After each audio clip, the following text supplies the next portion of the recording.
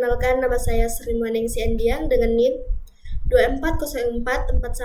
240441616558. Prodi Informatika, Fakultas Teknik Komputer. Di sini saya akan menjelaskan terkait topologi bus. Baik, langsung saja kita masuk ke materinya. Di sini saya sudah membuat topologi bus yang dimana sudah memiliki IP. Selanjutnya, pengertian topologi bus. Topologi bus adalah model jaringan komputer yang menghubungkan dua atau lebih perangkat menggunakan satu kabel utama tunggal yang disebut bus atau backbone. Semua perangkat terhubung ke kabel ini secara serial dan data disiarkan ke seluruh jaringan, tetapi hanya diterima oleh perangkat yang dituju. Topologi ini sederhana, ekonomis, dan mudah dikembangkan untuk jaringan skala kecil. Selanjutnya, kelebihan dan kekurangan topologi bus. Adapun kelebihan topologi bus, yang pertama biaya rendah, membutuhkan lebih sedikit kabel dan perangkat keras dibandingkan topologi lain seperti hub atau switch. Kedua, instalasi mudah. Pemasangannya sederhana dan cocok untuk pemula atau jaringan kecil.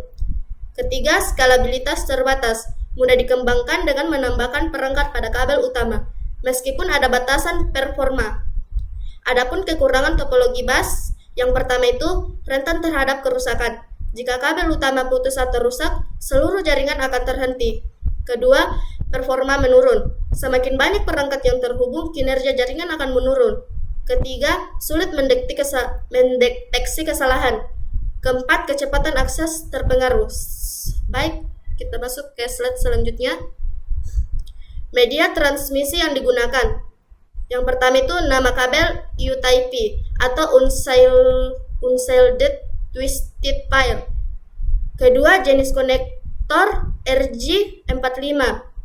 Ketiga, jenis kabel yang digunakan yaitu straight through cable untuk menghubungkan perangkat yang berbeda, misalnya PC ke switch, switch ke server.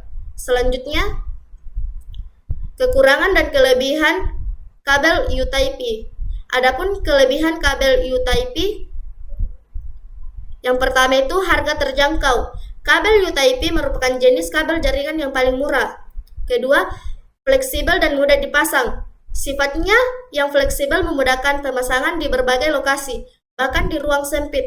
Ketiga, perawatan mudah. Perawatan kabel U-Type relatif mudah. Keempat, instalasi tidak memerlukan grounding.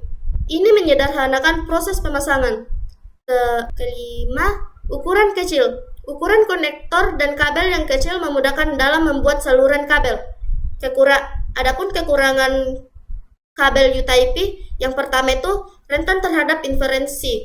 Kurangnya pelindung membuat kabel ini sangat rentan terhadap gangguan elektromagnetik atau EMI dan interferensi frekuensi radio atau RF dari kabel. Yang kedua, jangkauan terbatas. Jangkauan maksimalnya hanya sekitar 100 meter. Yang ketiga, kecepatan transmisi data terbatas. Meskipun sudah cukup untuk sebagian besar aplikasi, kecepatan maksimalnya lebih rendah dibandingkan teknologi lain, seperti serat optik. Dan yang terakhir, potensi mudah disadap. Sifat kabel yang tidak terlindungi membuat datanya lebih mudah disadap. Selanjutnya, ada jenis IP address yang digunakan. Yang pertama itu IP address 192.168.10.x.